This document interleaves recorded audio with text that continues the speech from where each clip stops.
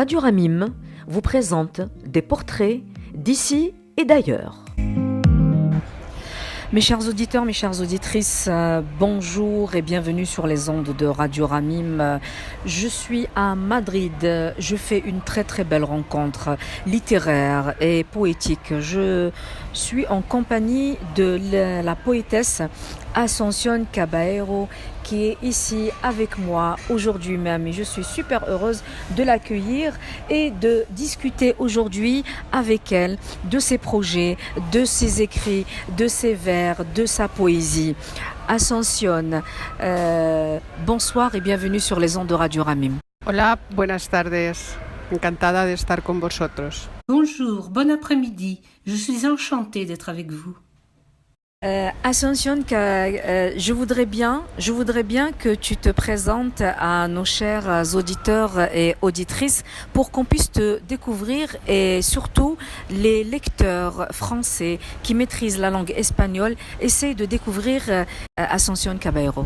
Muy bien, pues a ver, yo soy gestora cultural solidaria. En este ámbito he preparado festivales de poesía, música y arte, fundamentalmente en Madrid, y también he coordinado para el Círculo Intercultural Hispano-Árabe dos de las ferias internacionales de libros hispano-árabe que se han celebrado en Madrid. Y he coordinado y he ayudado a coordinar también alguna de las que se han realizado fuera de Madrid. Très bien. Je suis favorable à la culture solidaire. C'est dans ce cadre que j'ai préparé des festivals de poésie, de musique, d'art, surtout à Madrid. Et j'ai aussi animé le cercle interculturel hispano-arabe dans des festivals internationaux du livre à Madrid. J'ai aussi participé à d'autres manifestations en dehors de Madrid. Justement, cela me pousse à lui poser une autre question en lui demandant, c'est une femme militante, mais dans quoi elle milite? Quelles sont les vraies causes qui lui tiennent à cœur?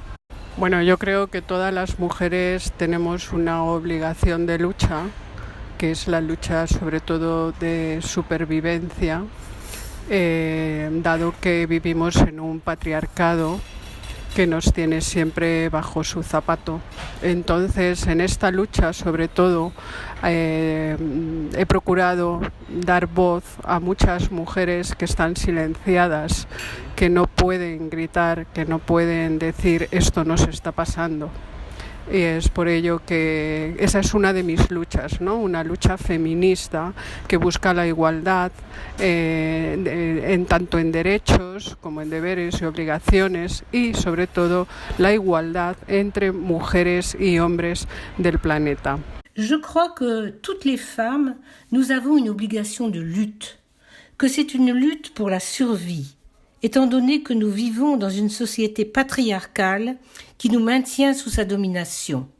Aussi, dans cette lutte, j'ai surtout tenté de donner la parole à beaucoup de femmes qui sont réduites au silence, qui ne peuvent ni crier, ni dire « voilà ce qui se passe ». C'est une de mes luttes, une lutte féminine, où je cherche l'égalité tant en droit qu'en devoir, et surtout l'égalité homme-femme partout dans le monde. Est-ce qu'elle retranscrit cette cause de l'égalité hommes et femmes dans sa poésie? Sí, mi poesía refleja esa lucha, ese grito de mujer queriendo salir del yugo patriarcal. Pero no es esa solo mi lucha, porque también lucho por los derechos humanos, por los derechos de las personas que necesitan justicia, como es el caso de los refugiados que llaman hacia la puerta de las fronteras europeas, como es el caso de la guerra en Siria, como es el caso, el suceso de la discriminación que hay hacia Palestina. Son causas donde se requiere una justicia global y universal de todos los países y por las que he estado luchando durante algunos años. Oui, mes poésies reflètent cette lutte, ce cri des femmes qui tentent d'échapper au joug patriarcal. Mais ce n'est pas la totalité de ma lutte. Je lutte aussi pour les droits humains.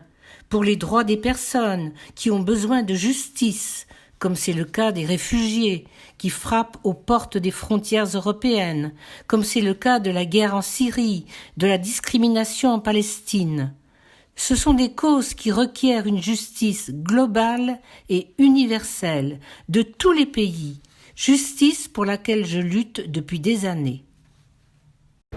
Ma chère Ascension, tu parles de tout ce qui est humain et tu traverses le monde avec les nobles causes que tu portes. J'aimerais bien poser une question. Ces écrits, j'ai appris que l'un de ces livres, Pronombres, a été traduit en arabe et a été traduit en polonais. Donc, notre poétesse, elle veut atteindre le monde entier avec ses écrits. Est-ce qu'elle compte encore traduire avec l'anglais ou une autre langue? Vamos a ver, mis poemarios no están traducidos porque yo lo haya buscado. Tengo la suerte, por ejemplo, en árabe, que está traducido por el profesor Samir Moudi, que es profesor vive en Marrakech y trabaja en el Instituto Cervantes, y él un día se puso en contacto conmigo y me dijo que quería traducir mis poemas con sus alumnos, que estaba trabajando el español con sus alumnos.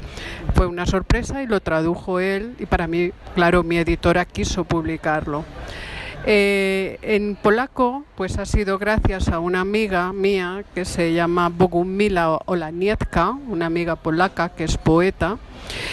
A ella le gusta mucho mi poesía y quiso también traducir el libro, y ella es la que ha trabajado en Polonia con una editorial para que el libro saliera publicado, porque a ella le interesaba que mi poesía la conocieran las mujeres polacas. Y Los zapatos del indigente, tengo la suerte de tener otra gran amiga que es Rachida Mohammedi, a quien también le gusta mi poesía, y ella está haciéndome el honor de traducir algunos de los poemas al inglés e incluso al árabe, creo, porque ella también le gusta hacer esas traducciones. Mes recueils n'ont pas été traduits à ma demande. J'ai la chance que mes poèmes aient été traduits en arabe par le professeur Samir Moudi.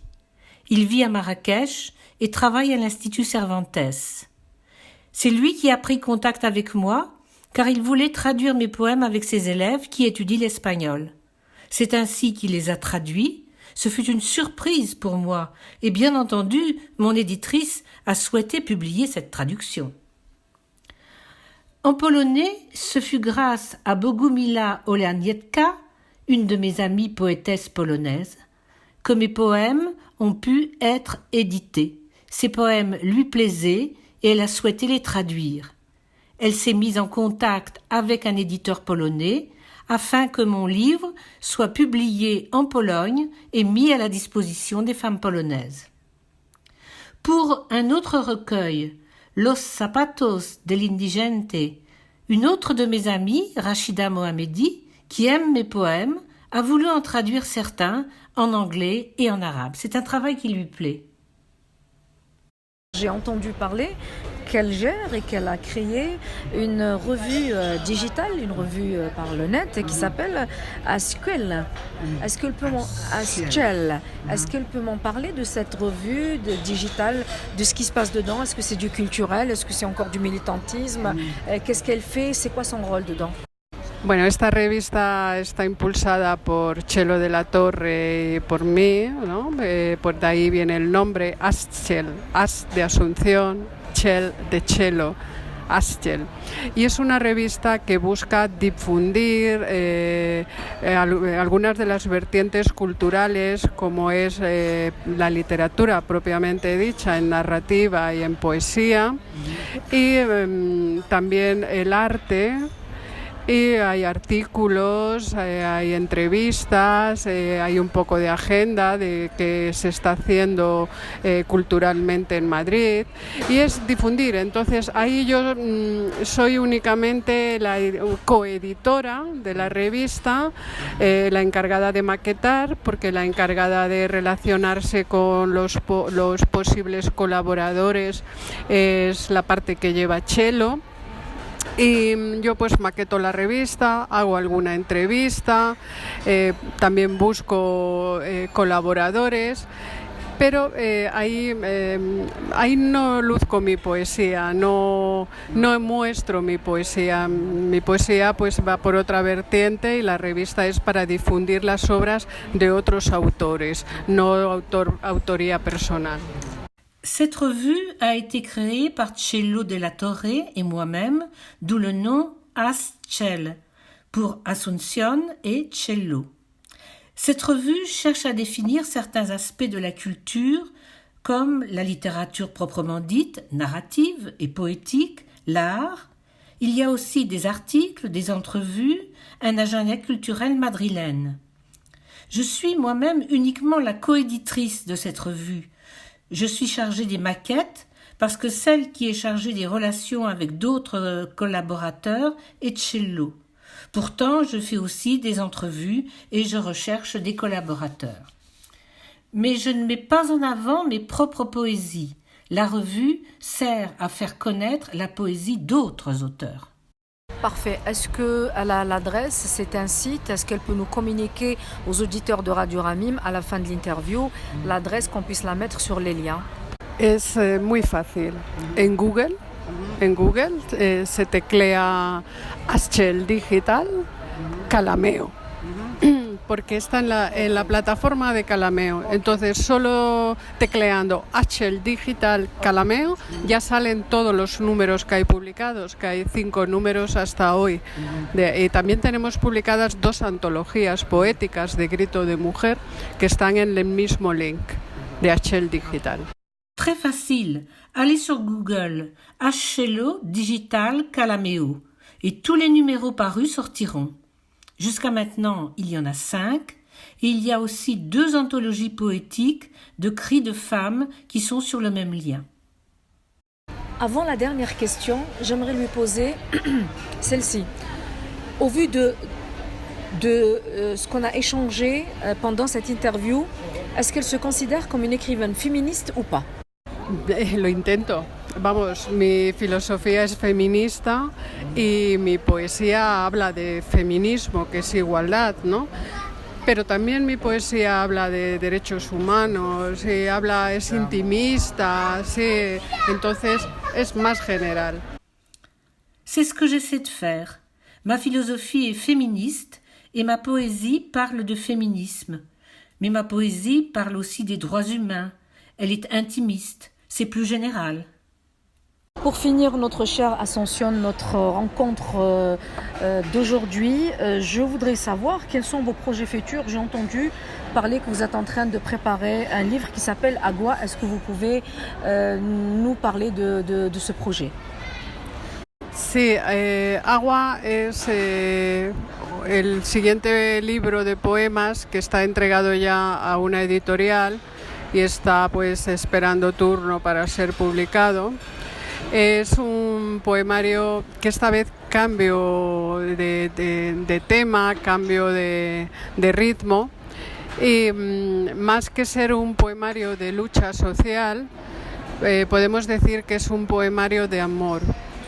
Es difícil para mí escribir poemas de amor y sin embargo pues este libro me ha salido así. Es como un diálogo con el mar. El mar está personificando a mi persona amada. Entonces es un tema completamente distinto a los tratados hasta ahora en mis poemas. Agua est un livre de poèmes qui a déjà été remis à un éditeur en attente de sa publication. C'est un recueil qui marque un changement de thème, de rythme. Plus qu'un recueil de lutte sociale, c'est un recueil qui parle d'amour.